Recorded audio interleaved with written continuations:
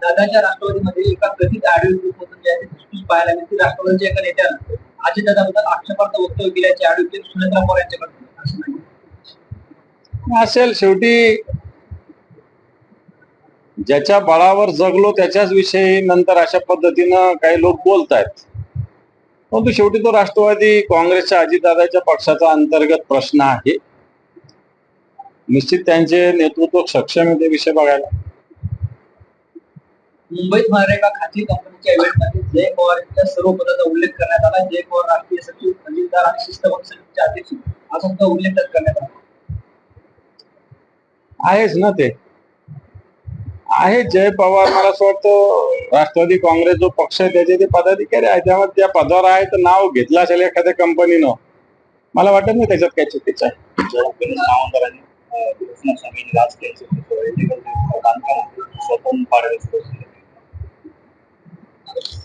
चांगलं आहे. स्वतःहून पाडायला सुरुवात केली. आमच्या लोकांचे जाऊन पाडले महापालिकेनं. भाजपवाल्याचे पाडले नाही. भाजपवाल्याचे पाडायला ठीक आहे. त्यांनी आता स्वतःहून पाडायला सुरुवात केली, काय हरकत नाही. पार्टी फंडातून ब्युटी पार्लर हा खर्च दादांना चालत नव्हता असं रोहित पवार आहे. आणि पार्थ पवार यांनी या सगळ्याचं ऑडिट केलं पाहिजे असंही रोहित पवार.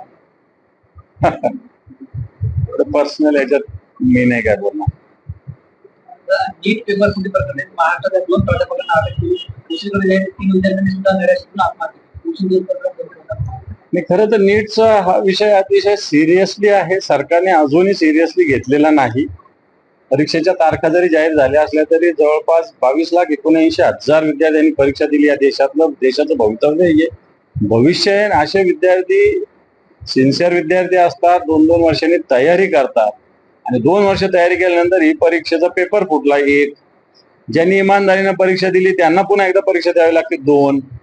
आणि याला पूर्णपणे केंद्राचं सरकार, त्याचे मंत्री हे खातं जबाबदार आहे. मुलांच्या भवितव्याशी भविष्याशी ते खेळलेलं आहे. मला असं वाटतं या सरकारला 302 खाली या सरकारच्या मंत्र्याला अटक झाली पाहिजे. कारण हे आत्महत्येत प्रवृत्त कोण करतंय तर सरकार करतंय. आणि त्याला पेपर फोडणं 5-5 लाखापासून 50-50 लाखापर्यंत म्हणजे काय गोरगरिबाचं काम आहे का? तर नाही. म्हणजे गरीबाच्या पोरांनी अभ्यास करायचा, परीक्षा द्यायची, 2-2 वर्ष जागायचं आणि पुन्हा परीक्षेला द्यायचं. श्रीमंताच्या पोरांनी 10-20 लाखात पेपर फोडायचा आणि पेपर द्यायचा. अशी ही परीक्षेची पद्धती निर्माण झालेली आहे. याच्यातून मला वाटतं सर्वसामान्य माणसावर अन्याय होतोय. केंद्र सरकार याला जबाबदार आहे. यावरून राहुल गांधी यांनी नरेंद्र मोदी यांनी नरेंद्र मोदी यांनी यावर अक्षरही काढलं नाही आणि शिक्षण मंत्र्यांचा राजीनामा घ्यावा, त्यांना पदावरून हटवण्यात. मी तेच मागणी केलेली ना की याचे जे मंत्री आहेत त्यांनी राजीनामा दिला पाहिजे. फक्त नीट परीक्षा ही केंद्रीय पद्धतीनं होतं. केंद्र सरकार याला जबाबदार आहे. 22-23 लाख विद्यार्थ्यांचा प्रश्न आहे. परंतु मला असं वाटतं देशाच्या पंतप्रधानांनी याच्यावर अवाक्षर काढले नाही. खरं तर देशाच्या पंतप्रधानांनी याच्यावर भूमिका मांडायला पाहिजे होती कडवट आणि कडक. महानगरपालिका आधीच आर्थिक खाली गेलेलं असताना परत 5 गाड्यांचं खरेदी करण्यासाठी प्रस्ताव मांडला. हे पहा, खरं तर महापालिका ही कर्जाच्या खाईत आहे. 1400 कोटी रुपयाचं कर्ज महापालिकेच्या डोक्यावर आहे. महापालिकेचे पदाधिकारी नुसतं चमकोशगिरी करतात. नरेंद्र मोदींनी सांगितलं म्हणून कमी फिरा ना, कशाला ईव्ही व्हेकल घेताय?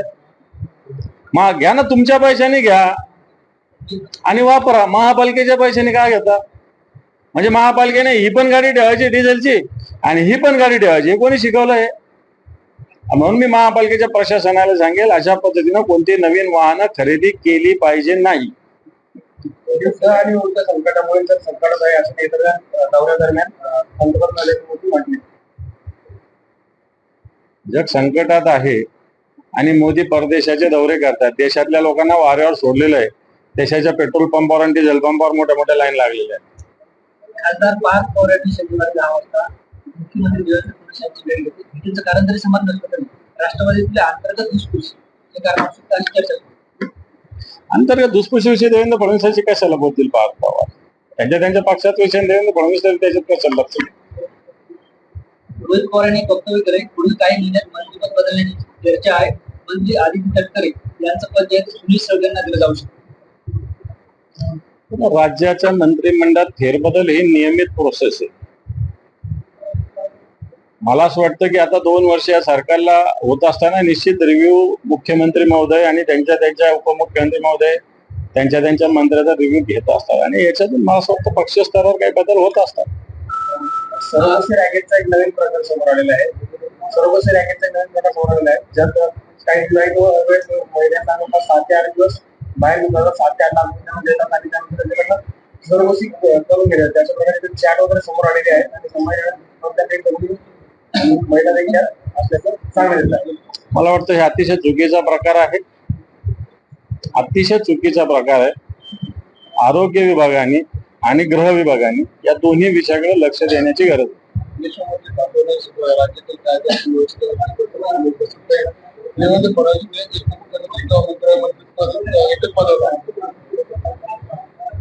हे तर अख्खा महाराष्ट्र बोलतो की या राज्याला फुल टाइम गृहमंत्री पाहिजे. आमदार बच्चू कडू यांनी विठ्ठलाला साकडं घातले की मुख्यमंत्र्यांच्या मनात शेतकऱ्याबद्दल चांगल्या भावना आहेत आणि असंही माहिती शिवसेनेनं जे आहे ते शेतकऱ्याबद्दलचं धोरण स्पष्ट करावं याकरता आहे म्हणतात शिवसेनेला. काय म्हटले ते? बच्चू कडू यांनी विठ्ठलाला साकडं घातले मुख्यमंत्र्यांच्या मनात शेतकऱ्याबद्दल चांगल्या भावना याव्या, त्याचबरोबर जे आहे ते शिवसेनेनं शेतकऱ्याबद्दलचं धोरण जाहीर करावं. मला असं वाटतं बच्चू कडू आता शिंदेच्या गटात गेलेले आहे, त्याच्यामुळे मुख्यमंत्र्यांना चांगली बुद्धी येऊ दे हे जर सांगायचं झालं तर त्यांनी शिंदे साहेबाला सांगितलं पाहिजे आणि शिंदे साहेब देवेंद्रजींना सांगतील. फार विठ्ठलाकडे जायची काय गरज त्याच्यासाठी. की असे माहिती महाराष्ट्राला सर्वे केला तर मुख्यमंत्री पदासाठी एकनाथ शिंदेच्या नावाला सगळ्यात जास्त पसंती होते. हे आता कोणाला काय वाटतं? राष्ट्रवादीच्या लोकांना सुनेत्राबाईंना व्हावं वाटतं, शिंदे गटाच्या लोकांना शिंदे साहेब व्हावे वाटतात, भाजपच्या लोकांना देवेंद्र फडणवीस व्हावं लागतात. आता ज्याचा त्याचा विषय आहे, त्याच्यामुळे महाराष्ट्राच्या मनातला विचारून थोडी मुख्यमंत्री ठरत असतो. आमदार किती निवडून येतात त्याच्यावर मुख्यमंत्री ठरत असतो. धुळ्यामध्ये एक समोर आलेले बाबाचं दोन पूजेसाठी गेलेल्या लोकांना हत्या करून मारून टाकण्यात आले. त्याच्यात लोकांची चूक आहे, माझं स्पष्ट मत आहे. बाबापेक्षा लोक चुकीचे आहेत.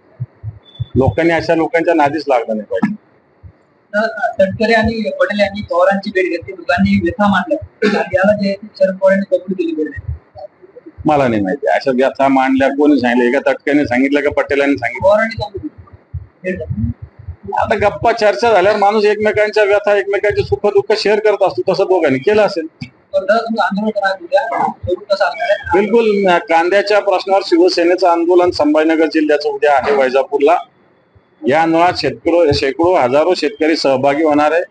नाफेड मार्फत कांद्याची खरेदी झाली पाहिजे, कांद्याला 2000 रुपये भाव दिला पाहिजे, अशा प्रकारची मागणी आम्ही केलेली आहे. सरकारने भले जाहीर केलं असेल काही, पण त्याचा अजून डिटेल्स काही नाही. त्यामुळे उद्याचं आंदोलन तीव्र आणि मोठं सकाळी 9 वाजता आम्ही करणार आहोत वैजापूरला.